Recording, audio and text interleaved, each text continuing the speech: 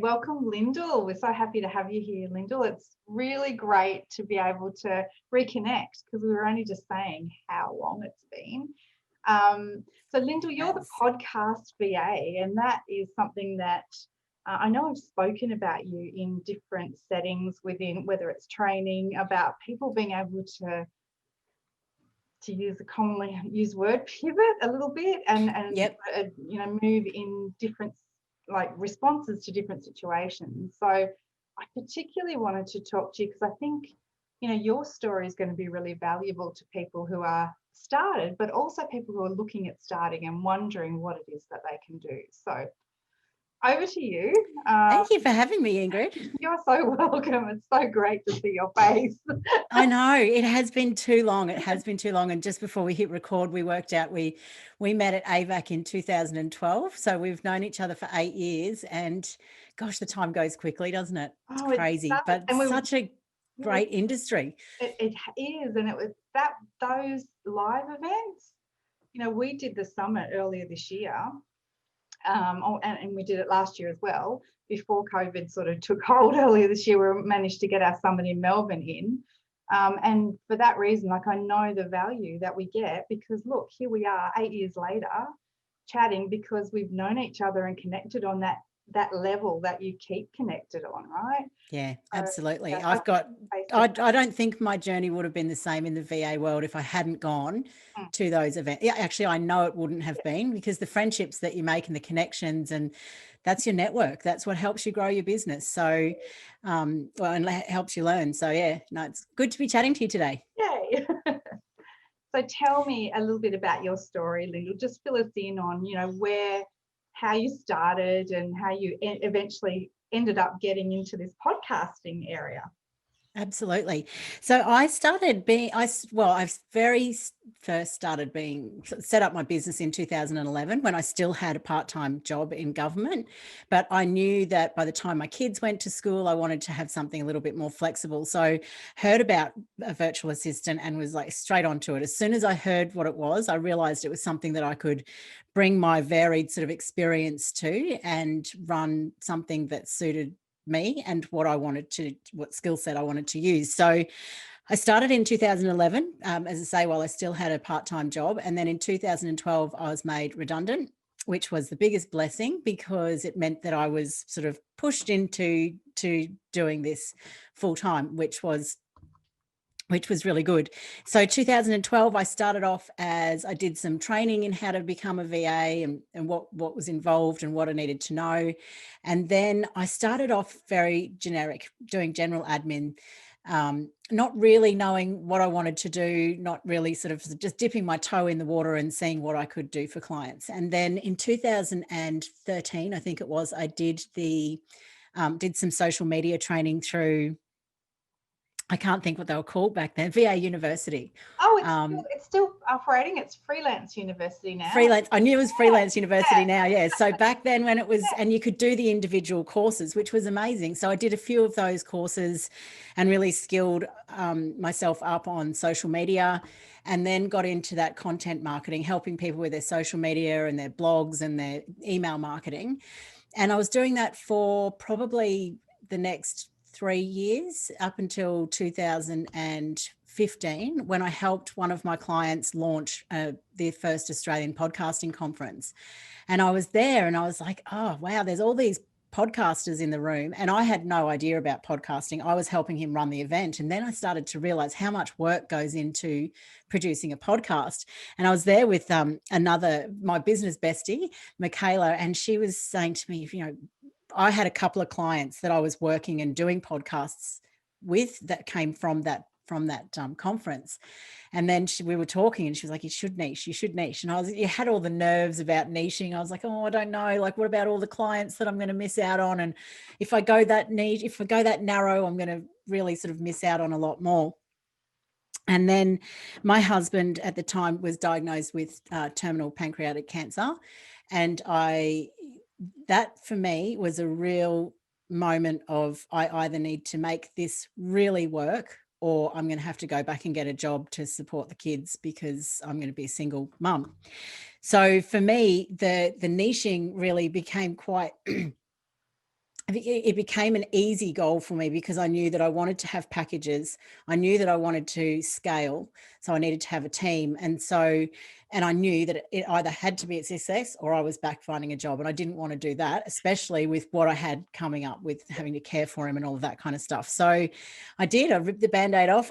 My business name is not that exciting. It's Podcast VA. Really clear. It says what it does. Yeah, really clear what you do. What a great domain to be able to grab, right? Absolutely. And I do. I'm very lucky. I get a lot of leads from just being called Podcast VA because people put that in as a search term. So sometimes don't overthink things. It's just like Podcast VA. I started to build the team. I started out with packages, no hourly rates, just because I was lucky in a way that I could really structure the support that we offered in packages, and went out from there. And I have to say, it is so much easier having niched into podcasting and being that narrow niche for me to market and to have grown and to have built my brand and my personal brand from doing that. So yeah, if you're ever thinking about niching or reinventing or pivoting, then don't be afraid to, because I earned much more money by changing than I did in the 4 years of being a little bit more generic. So don't be afraid of narrowing that service down, I guess. That's really important to understand too. And obviously you loved it. I mean, the thing was you came across it by chance, didn't you? Yeah, I did. And I was very lucky because no one else in Australia in the VA space was doing it or had niched into it. So it was very easy for me to, I kind of ran with that. I was like, I'm the first Australian VA niche podcast business, and really sort of built my name on that, I guess. Yeah. Well, really smart move. And that's the thing. So, we look at people now, VAs who are going through having to repurpose or redefine what they offer during these, the current situation that's playing out in Australia and the world, which is induced by COVID, of course. And yeah, it comes out. And I always say to people, when you're thinking about what can I do, look around you and see what people are actually, like businesses are having to jump into in order to grow, or even think about the fact that they need to get online. What can you do to support them? So, I guess, would that be how that started for you? Was just looking at the audience and going, well, actually they need support? Or yeah, it did. As I say, I didn't realize how much, and it's not hard work. That's podcasting has got a lot of things that go with it, like a lot of little bits to make an episode go live every week, and it's not hard. But it was realizing that there was a room of 100 podcasters, and a lot of them were business podcasters, and they didn't have anyone to outsource that to. So being that I was a VA in that room, I was like, oh, this is interesting that nobody's, and I had like 3 clients, I think, in the room that I was doing it for. So absolutely looking at what people are, so whether it be online courses now or helping set up webinars or videos or podcasting or whatever it is, like, if you find that and it's of interest to you. I think the other thing is just finding a course, whether it be Freelance University or whether it be somewhere that you can upskill and learn something, and don't just try and Google it and try and work it out yourself, because you can get so much value from doing these courses and learning how to implement things into your business. It's what you don't that can change so that Freelance University. Sorry, hold on. I've just got a call. My phone just rang on my computer. Sorry. Freelance University changed my world a couple of times, because then when I went to do podcasting, so I'd done the social media, I'd done a couple of courses through them previously. But when I went to do podcasting, that was where I went to learn how to be a podcast specialist. So whether it's them or who it is, it just makes a difference. It gives you confidence to identify the market and then go and upskill in that, and then be confident in what you're going out and offering. Yeah, no, that's a really good point. And that's something we do actually tell people, go and check out Freelance University, because I very much advocate continuing to learn. And I'm enrolled in Freelance University because I love the stuff they've got on offer. It's really interesting, and it takes you to the next level and opens a whole world that you didn't actually know existed in some instances.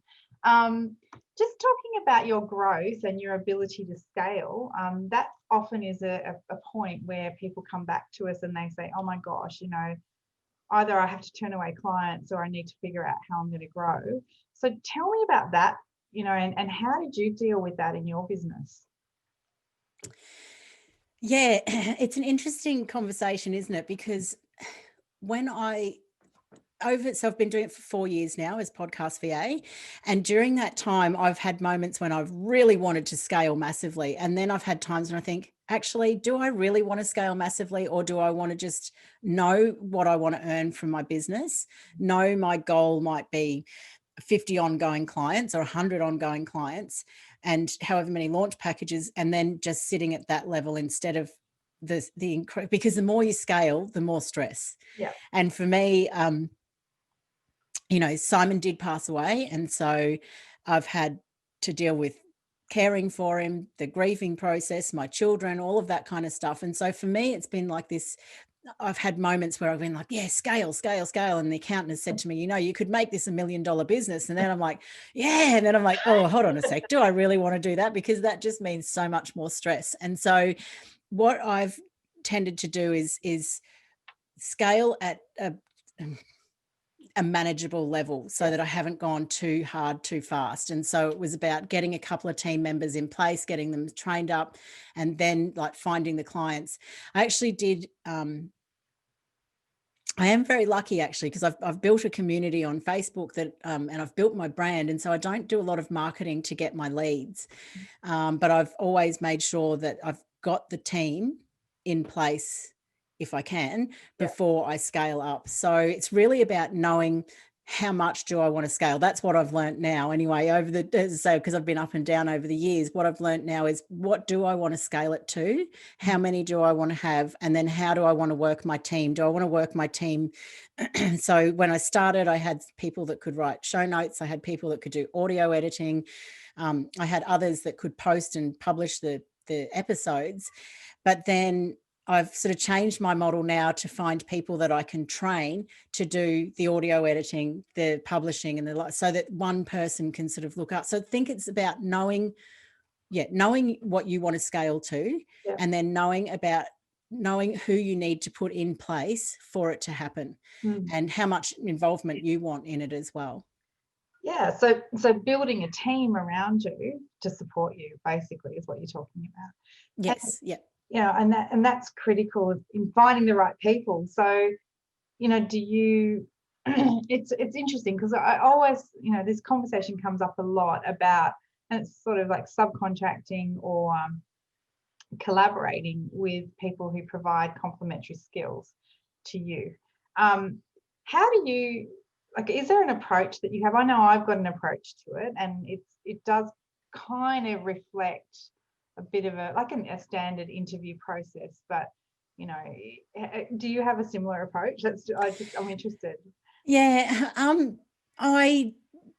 I do and I don't. I actually really like to get on a call with someone and to have a chat to them and feel. I'm a very intuitive person. I feel like I just want to make sure that they've obviously got the skill set, but have the conversation, see that it flows, particularly with my client service managers. So I've got 2 client service managers that do a lot of the client-facing communication. And for me, it is so important for them to be able to, you know, have the communication skills. So it's a little bit of an interview process, but it's more about getting on a call, you know, asking them a few questions, but then just seeing, are we a good fit? Yes. Because it's nerve-wracking. I find it really nerve-wracking finding a new person, because you just don't know if it's all going to fall apart. It's a risk that we take, right? It is. And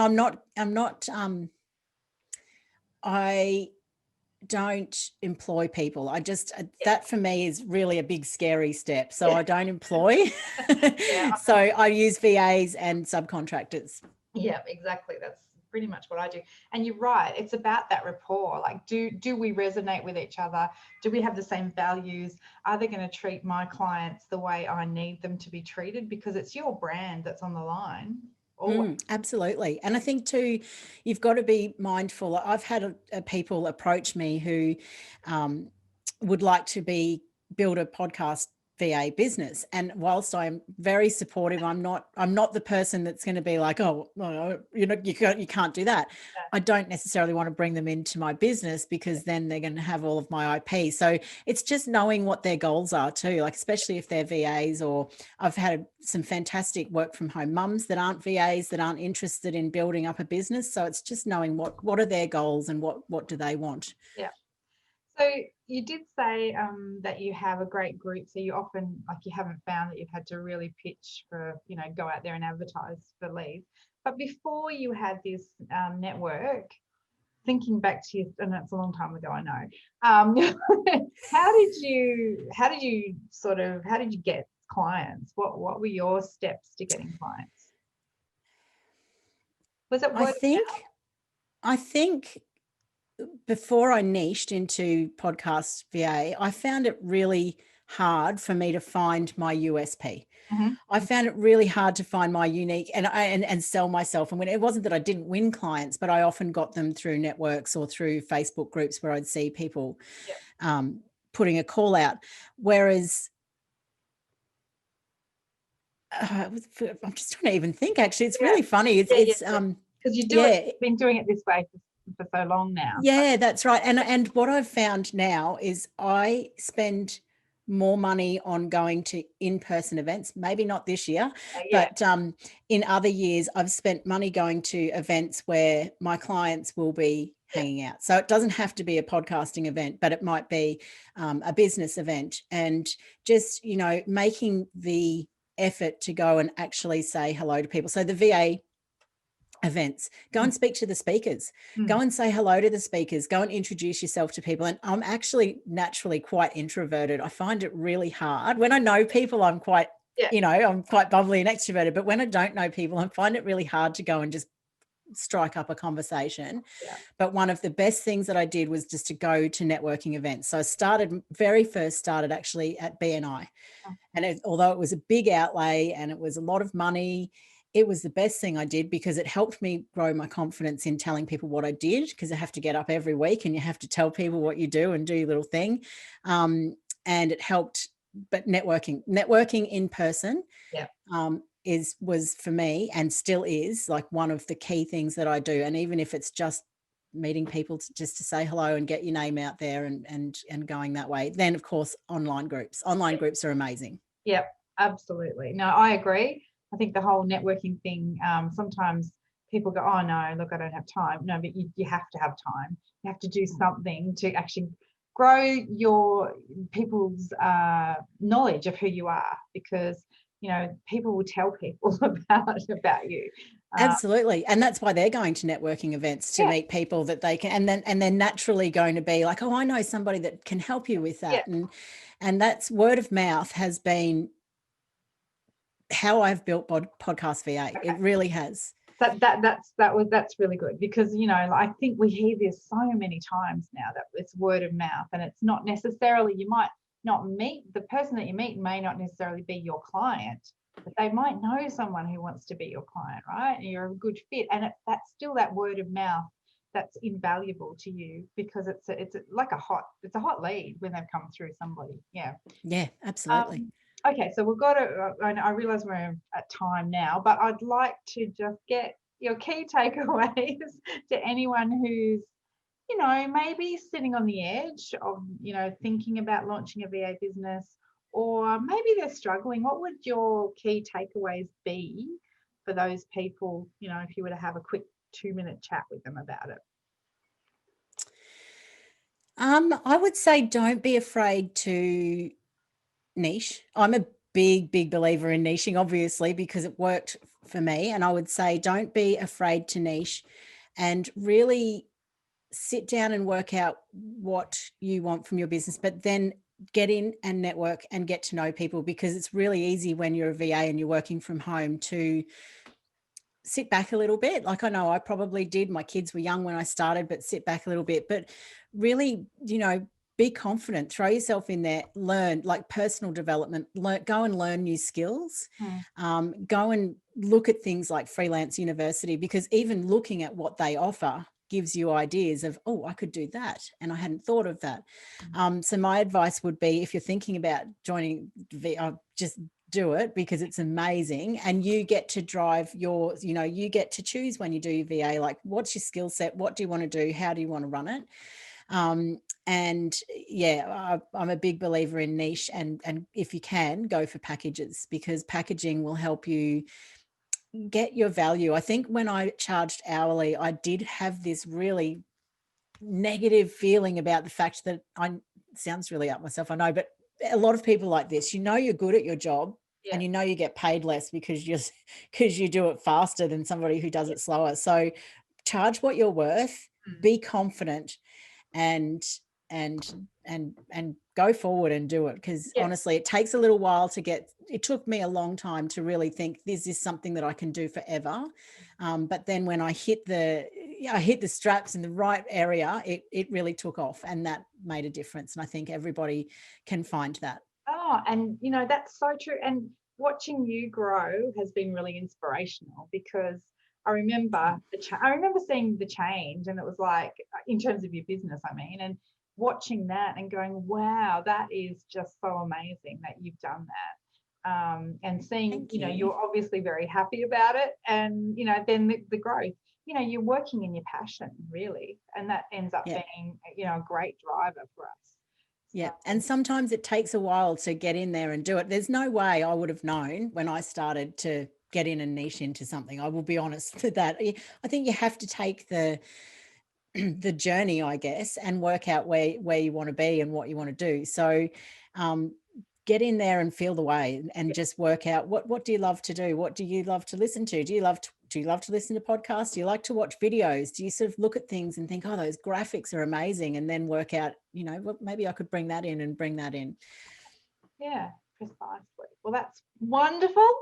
Lyndal, I thank you for your time. I know you're busy, and really appreciate you giving us a few minutes of your day to, absolutely, no problem. It's lovely talking. Others. Yeah, really, really happy. And also, just to let you know too, we will put your website details on the front of the first slide of this. And people may want to get in touch with you if they're interested in finding out more about what you do. So absolutely. I'd love to have a chat with anybody. So feel free to reach out. Wonderful. Well, thanks so much, Lyndal. Really appreciate it. We'll talk no problems. Okay, take care.